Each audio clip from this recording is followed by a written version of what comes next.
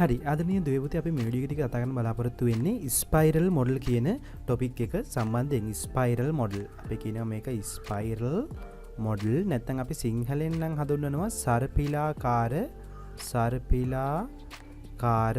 ආකෘතිය කියලා. සර්පිලාකාර ආකෘතිය. ඉතින් මේ සර්පිලාකාර ආකෘතියේ තියෙන ප්‍රධාන කරුණ තමයි අපි කියනවා මේක පුනරාවර්තී ක්‍රියාවලියක් සහ අනුක්‍රමික රේඛීය සංවර්ධන ක්‍රියාවලියක් කියන ඕඩර් එක ෆලෝ කරනවා කියලා. නැත්නම් අපි ඉංග්‍රීසි වලින් නම් කියනවා ඉටරේටිව් සහ ඉන්ක්‍රිමෙන්ටල්. ඉටරේටිව් සහ ඉන්ක්‍රිමෙන්ටල්. ඒතර මේ ඉන්ක්‍රිමෙන්ටල් කියලා අපි හඳුන්වන්නේ අපි යම්කිසි ප්‍රොඩක්ට් එකක් නැත්නම් යම්කිසි ප්‍රොජෙක්ට් එකක් අපි යම්කිසි කාල සීමාවකට අනුව කොටස් වශයෙන් ඩෙවලොප් කරනවා නම් අපි ඒක කියනවා ඉන්ක්‍රිමෙන්ටල් ස්ටෙප් එකකට ඩෙවලොප් කරන්න. ඒ කියන්නේ අපි එක කාල සීමාව තුළ එක රික්වයර්මන්ට්ස් කිහිපයක් අරගෙන ඒක ඩෙවලොප් කිරීම සිදු කරනවා. ඊට පස්සේ ඊතුරු කාල සීමාවේ තව කොටසක් නිර්මාණය කිරීමක් සිදු කරනවා. ඒතර ඉටරේටිව් කන්සෙප්ට් කියලා කියන්නේ අපි ඉටරේටිව් කියන්නේ අපි එක් කොටසක් නිර්මාණය කළා ඒකේ ෆීඩ්බැක් එක අරගෙන ඒ ගත්තු ෆීඩ්බැක් එකට අනුව ඒ අදාළ කොටස් චේන්ජ් කළා ඊළඟ පේස් එකේදී නිර්මාණය කිරීමක් තමයි අපි ඉටරේටිව් ස්ටෙප් එකක් කියලා කියන්නේ. ඉටරේටිව් කියන්නේ අපි නැවත වැරදි අඩුපාඩු නිර්මාණය කර අපි බලාපොරොත්තු වෙන ප්‍රොඩක්ට් එකක් දක්වා නිර්මාණය කරන අපි කියන මේක ඉටරේටිව් ස්ටෙප් එකක්.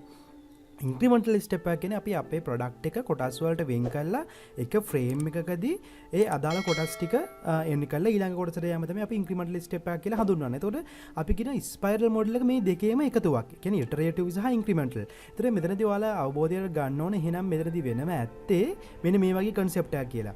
ඉන්ක්‍රිමෙන්ටල් ඉටරේටිව්. ඒතකොට ඉටරේටිව් නම් අපි මෙන්න මේ ප්‍රොඩක්ට් එක කොටස් වලට කඩලා එක ප්‍රොඩක්ට් එකක කොටසක් අපි නිර්මාණය කරලා ඉවර කරලා අපි ඒකේ ගන්නවා ෆීඩ්බැක් එකක්. යූසර් ඉන්වෝල්ව්මන්ට් එකක් අරගෙන ෆීඩ්බැක් එකක් අරගෙන අපි ඒකේ අදාළ තොරතුරු ටික නිර්මාණය කරලා ඒ අදාළ නිර්මාණය කරගත්තු ප්‍රොඩක්ට් එකේ ෆීඩ්බැක් එක අරගෙන ඒකේ චේන්ජස් ටික එන්න කළා තමයි අපි ඊළඟ ස්ටෙප් එකට යන්නේ. ඒ කියන්නේ අපි ඉටරේටිව් සහ ඉන්ක්‍රිමෙන්ටල් කියන මෙතඩ් එක භාවිතා කිරීම තමයි මෙතනදී සිදු වෙන්නේ. ඒතර අපි මෙන්න මේ වගේ නැත්නම් අපි කියන ස්පයිරල් මොඩල් එක අපිට භාවිතා කරන්න පුළුවන් හොඳම කන්සෙප්ට් එක තමයි අපි කියනවා අදාළ රිස්ක් ස්ටේජ් එක මීඩියම් ටු හයි රිස්ක් ස්ටේජ් එක තියෙනවා නම් අපි කියනවා මෙන්න මේ ස්පයිරල් මොඩල් එක අපිට භාවිතා කරන්න පුළුවන්. එතකොට මේ රිස්ක් ස්ටේට් එකක් කියලා කියන්නේ නැත්නම් රිස්ක් එකක් කියලා අපි හඳුන්වන්නේ නැත්නම් අවදානම් මට්ටමක් කියලා අපි මෙතනදී හඳුන්වන්නේ. අපි කියනවා යූසර් ඩිෆයින් කරන රික්වයර්මන්ට් එක පැහැදිලි නැත්නම් අපි යූසර් ඩිෆයින් කරන නැත්නම් යූසර්ගේ රික්වයර්මන්ට් එක යූසර්ටත් පැහැදිලි නැත්නම් එයා කියන දේ හරියටම අපිට ලබා ගන්න බැරි නම් එක්ස්ට්‍රාක්ට් කරගන්න බැරි නම් අපි කියනවා එතනදී මෙන්න මේ කියන රික්වයර්මන්ට් එක වේග් කියලා. රික්වයර්මන්ට් එක අපි කියනවා වේග් රික්වයර්මන්ට්. නැත්නම් අපිට හරියටම අවබෝධ කිරීමට බැරි සංකීර්ණ තේරුම් ගැනීමට අපහසු රික්වයර්මන්ට් එකක් තියෙනවා නම් අපි කියනවා පැහැදිලිවම අපිට භාවිතා කරන්න පුළුවන් හොඳම ක්‍රමවේදය තමයි මේ ස්පයිරල් නැත්නම් සර්පිලාකාර ආකෘතිය කියලා. මොකද අපිට සර්පිලාකාර ආකෘතියදී බලා ගන්න පුළුවන් මෙන්න මේ ඉටරේටිව් කියන concept එක තියෙන නිසා අපි දන්නවා මෙතනදී අපි user involvement එකක් අරගෙන යම්කිසි කොටසක් නිර්මාණය කරාට පස්සේ ඒක අපි user ගෙන් feedback එකක් අරගෙන අපි ඒකේ තියෙන changes ටික සිදු කළා තමයි ඊළඟ step එකට යන්නේ increment ඊළඟ step එකට යන නිසා ඒ කියන්නේ අපිට final product එක නිතරම අපි බලාපොරොත්තු වෙන විදිහේ ප්‍රොඩක්ට් එකක් අපිට බලා ගන්න පුළුවන් වෙනවා. ඒතකොට අපි මෙතනදී කියනවා මුල් ආකෘතිය. නැත්නම් අපි ආකෘතියේ අවදි ගැන කතා කරද්දී අපි ආකෘතියේ මුල් අවදියේදී සිදු කරන දේ තමයි අපි අවශ්‍ය වන අවශ්‍යතාවයන් නිසිලෙස හඳුනා ගන්න ඕන. ඊට පස්සේ අපි අවදානම හඳුනා ගන්න ඕන. එතකොට ඔන්න ඔය කියන concept කිහිපයම අපි සිදු කරන්න ඕනේ අපේ first steps වලදී. ඊට පස්සේ අපි අදාළ development methodology අපි ඒවා decide කරගන්න ඕන. ඊට පස්සේ development step එකට යෑම තමයි අපි මෙතනදී සිදු කරන්නේ. ඒතර මේ ස්පයිරල් මොඩල් එකයි මේ සර්පිලාකාර ආකෘතියක් කියලා හඳුන්වන්නේ අපිට පෙන්වන්න පුළුවන් මෙන්න මේ වගේ ඉමේජ් එකකින් අපිට නිරූපණය කරගන්න පුළුවන්. එතකොට අපිට අපි කියනවා ස්පයිරල් මොඩල් එකේ ප්‍රධාන වශයෙන් කොටස් හතරක් අපිට බලා ගන්න පුළුවන්. මෙන්න මේ කියන කොටස් හතර බලා ගන්න පුළුවන්. determine objectives අපිට කියන්න පුළුවන් මේ කොටස් හතර. determine objectives, identify and resolve risk, development and test, plan the next iteration කියලා. ඒතර determine objective කියලා අපි කියන්නේ ගැටලු හඳුනා ගැනීම. අපි කියනවා ගැටලු හඳුනා ගැනීම නැත්නම් අපිට කියන්න පුළුවන් අදාළ requirements හඳුනා ගැනීමක් අපි සිදු කරනවා. ඊළඟ පේජ් එකේදී අපි කියනවා identify and resolve the risk. ඇගයීම් සහ අවදානම් පරීක්ෂාව. අපි කියනවා මේක ඇගයීම් සහ අවදානම් පරීක්ෂාව කියලා අපි හඳුන්වනවා. අවදානම් පරීක්ෂාව. ඊට පස්සේ අපි ඊළඟ ස්ටෙප් එක තියෙනවා ඩෙවලොප්මන්ට් ඇන්ඩ් ටෙස්ට්. අපි කියනවා නිර්මාණ කිරීම සහ පරීක්ෂාව. ඊට පස්සේ අපි කියනවා ඊළඟ පියවර සැලසුම් කිරීම. නැත්නම් අපි කියනවා plan the next iteration කියලා. ඒතර අපි මෙතනදී අපේ පළවෙනි ඔබ්ජෙක්ට් එක නැත්නම් අපි පළවෙනි ස්ටෙප් එකේදී කරන්නේ determine objectives කියන ස්ටෙප් එකේදී කියන්නේ අපි නිර්මාණය කරන තොරතුරු පද්ධතිය අදාළව ව්‍යාපාරික අවශ්‍යතාවයන් හඳුනා ගැනීම තමයි මේ ස්ටෙප් එකේදී සිදු කරන්නේ. අපට අවශ්‍ය වෙන ව්‍යාපාරික අවශ්‍යතාවයන් සියල්ල මේ ස්ටෙප් එකේදී හඳුනා ගැනීමක් අපි සිදු කරනවා. අපි මේක ඉටරේටිව් යන ආකෘතියක් වෙනවා. මේ ස්පයිරල් මොඩල් එකේදී යන්නේ අපිට පුළුවන් එක ස්පයිරල් එකකදී නැත්නම් එක අවස්ථාවකදී මෙන්න මේ කියන concepts කිහිපය වෙන වෙනම හඳුනා ගැනීමට පුළුවන්. අපි කියනවා මේක පියවරෙන් පියවර අදාළ අවශ්‍යතාවයන් අපිට හඳුනා ගැනීමේ හැකියාව ලැබෙනවා. මොකද මෙතනදී ස්පයිරල් මෙතඩ් එකකට ෆලෝ කරන නිසා අතර ඔයාලට මෙතන බැලුවොත් පේනවා මෙන්න මේ ආකෘතිය හරහා අපි නිතරම ගමන් කරන මේ ආකෘතිය හරහා ගමන් කරන්න. ඒ කියන්නේ අපි මේ ස්ටෙප්ස් නිතර ෆලෝ කරනවා. ඒකයි අපි කියන්නේ මෙතනදී අපිට තියෙන්නේ ඉන්ක්‍රිමෙන්ටල් ඇන්ඩ් ඉටරේටිව් ප්‍රොසෙස් එකක් කියන එක. ඒතර ඔයාලට බලා ගන්න පුළුවන් දෙවනි ස්ටෙප් එක identifying the and resolving the risk. එතකොට අපි මෙතනදී කියනවා අදාළ ඇගයීම් සහ අවදානම් පරීක්ෂාව සිදු කරනවා. ඒතර මෙතනදී අපි ඩිස්කස් කරනවා පද්ධතිය අදාළ අවදානම් සොයා ගැනීම, විකල්ප විසඳුම් හඳුනා ගැනීම වගේ බේසික් දේවල් අපිට හඳුනා ගන්න පුළුවන්. ඒතර අදාළ පද්ධතිය මූලික ආකෘතිය නිර්මාණය කිරීම වගේ දේවල් අපි මෙන්න මේ ස්ටෙප් එකේදී තමයි සිදු කරගෙන යන්නේ. ඊට පස්සේ අපි කතා කරනවා තුන්වෙනි ස්ටෙප් එක. අපි කියනවා ඩෙවලොප්මන්ට් සහ ටෙස්ට්, නිර්මාණය සහ පරීක්ෂාව කියන ස්ටෙප් එකට. අපි මේ ස්ටෙප් එක තමයි ප්‍රධානතම ස්ටෙප් එක විදිහට හඳුන්වන්නේ. ඒතර මේ ස්ටෙප් එක තුළදී සිදුවන දේවල් අපිට කිහිපයක් බලා ගන්න පුළුවන්. අපි මෙතනදී ඩීටේල් ඩිසයින් එකක් කරනවා, කෝඩින් එක, ඉන්ටග්‍රේෂන් එක, ටෙස්ට් සහ ඉම්ප්ලිමන්ටේෂන් කියන සීලුම දේවල් අපි සිදු කරන්නේ මෙන්න මේ ස්ටෙප් එක. ඒතර බලා ගන්න පුළුවන් අපේ ප්‍රොටෝටයිප් 1 එකේදී අපි රික්වයර්මන්ට් සහ වෙරිෆිකේෂන් වැලිඩේෂන් එකක් කරනවා. ප්‍රොටෝටයිප් 2 එකකට අපි ඩ්‍රාෆ්ට් එකක් සහ ආයි අගේන් වෙරිෆිකේෂන් සහ වැලිඩේෂන් එකක් කරනවා. ඒත් අපි අවසාන ස්ටෙප් එකේදී අපි කියනවා ඩීටේල් ඩිසයින් එකක්, කෝඩ් එකක්, ඉන්ටග්‍රේෂන් එකක්, ටෙස්ට් සමග ඉම්ප්ලිමන්ටේෂන් එක සිදු කරනවා කියලා. ඒතර මෙන්න මේ ආකාරයෙන් තමයි මේ සියලුම දේවල් සිදු වෙන. ඒක නිසා තමයි අපි කියන්නේ මේක ස්පයිරල් යන ක්‍රමවේදය භාවිතා කරනවා කියලා. ඊට පස්සේ අපි අවසාන ස්ටෙප් එක කියනවා අපි plan the next iteration. නැත්නම් අපි කියනවා ඊළඟ iteration එක අපි plan කිරීමක් කරනවා. ඒතර මේක යටතේ අපි බලා ගන්න පුළුවන් development plan එක, test plan එක සහ concept of the operation කියන මෙන්න මේ concept තුනම එන්නේ මෙන්න මේ කියන plan the next iteration කියන ස්ටෙප් එක යටතේ.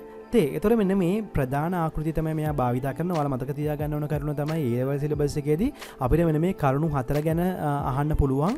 A level paper එකේ අහලා තියෙනවා මොනවද ප්‍රධාන කොටස් 4. ඒතර අපි කියනවා ගැටලු හඳුනා ගැනීම, ඇගයීම් සහ අවදානම් පරීක්ෂා. නැත්නම් අපි කියනවා identify and resolve risk. ඊට පස්සේ අපි ඊළඟ පියවර විදිහට හඳුන්වනවා නිර්මාණය සහ පරීක්ෂාව. නැත්නම් අපි කියනවා development සහ test.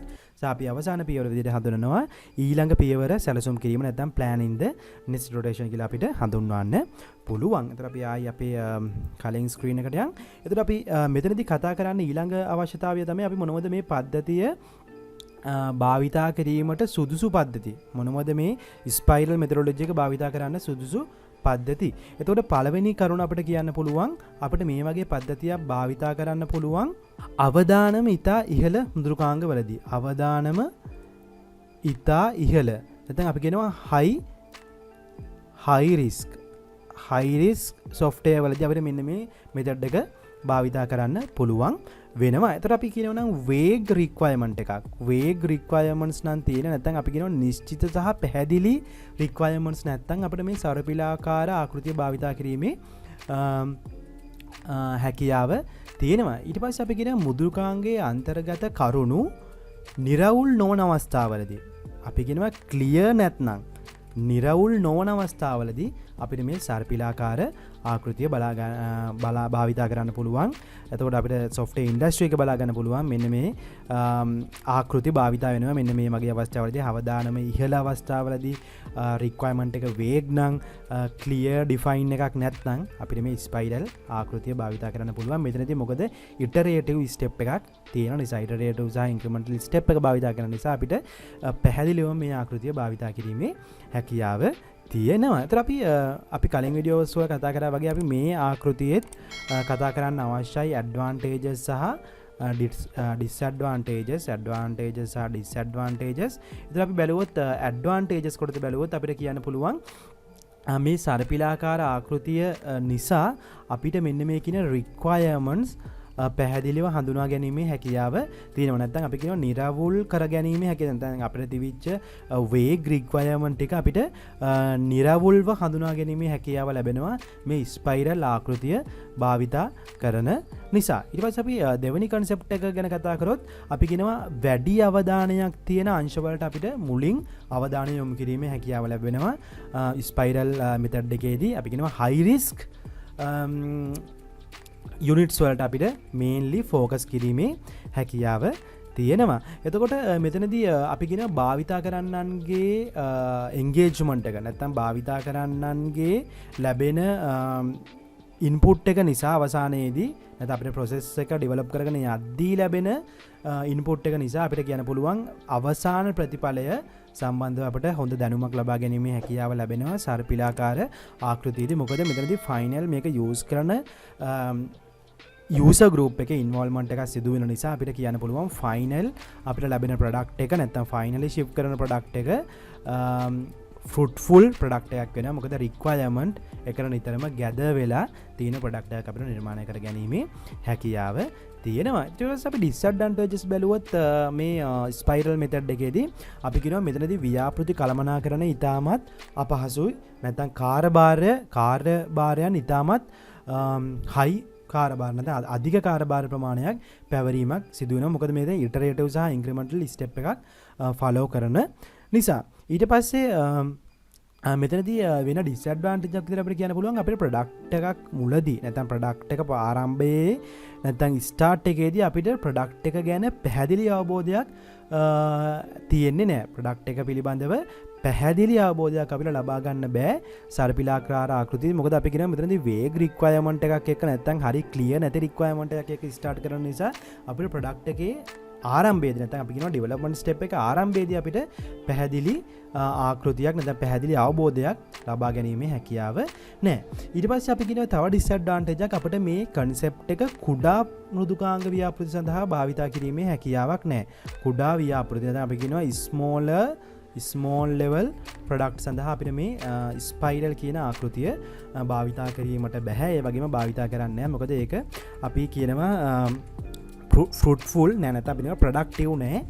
ස්මෝල් ප්‍රොඩක්ට් සඳහා මේ කියන ස්පයිරල් ආකෘතිය භාවිතා කිරීමට ඔයාලා දැක්ක ස්පයිරල් ආකෘතියේ අපි ඉටරේටිව් සහ ඉන්ක්‍රිමෙන්ට් ස්ටෙප් භාවිතා කරනවා. ඒතර අපි මේවා කොටස් වලට කඩලා තමයි ඩෙවලොප් කරන්නේ. අදලා ඩෙවලොප්මන්ට් වලට අදාළව අපි ඉන්ක්‍රිමෙන්ට් ස්ටෙප්ස් ටිකක් ෆලෝ කරනවා. ඉටරේටිව් ප්‍රොඩක්ට් ස්ටෙප්ස් ටිකක් ෆලෝ කරනවා. අදාළ ෆීඩ්බැක් එකක් ගන්නවා. ඒකට අදාළව නැවත නිර්මාණය කරන්න ඕනේව නිර්මාණය කරනවා වගේ දේවල් කරන නිසා මේක අපිට ස්මෝල් ලෙවල් ප්‍රොඩක්ට් වලට ඇප්ලයි කිරීමේ හැකියාව නෑ. එතකොට අපි මේ වීඩියෝ එකේදී කතා කරේ මෙන්න මේ කියන කරුණු කිහිපය පිළිබඳව සර්පිලාකාර ආකෘතිය නැත්නම් ස්පයිරල් ආකෘතියේ ඉන්ට්‍රොඩක්ෂන් එකක්. ඊට පස්සේ ඒකේ ආකෘතිය අපි නිර්මාණය කරගන්නේ කොහොමද සහ ඒකේ මේ කියන ස්ටෙප්ස් ටික ෆලෝ වෙන්නේ කොහොමද. ඊට පස්සේ අපිට මේ සර්පිලා ආකෘතිය භාවිතා කරන්න සුදුසු ස්ථාන මොනවද, කොයි වගේ සිටුේෂන්ස් වලදීද අපි මේක භාවිතා කරන්නේ සහ අපි අවසානයේදී කතා කරා ඇඩ්වාන්ටේජස් සහ ඩිස්ඇඩ්වාන්ටේජස් කියන ටික. අතර A level සිලබස් එකේදී ඔයාලට මෙන්න මේ කියන කරුණු ටික දැන ගැනීම තුලින් ඔයාලට අහන ප්‍රශ්නවලට ඉතාමත් පහසුවෙන් පිළිතුරු දෙන්න පුළුවන්. ඒතර ඔයාලා කරගන්න ඕන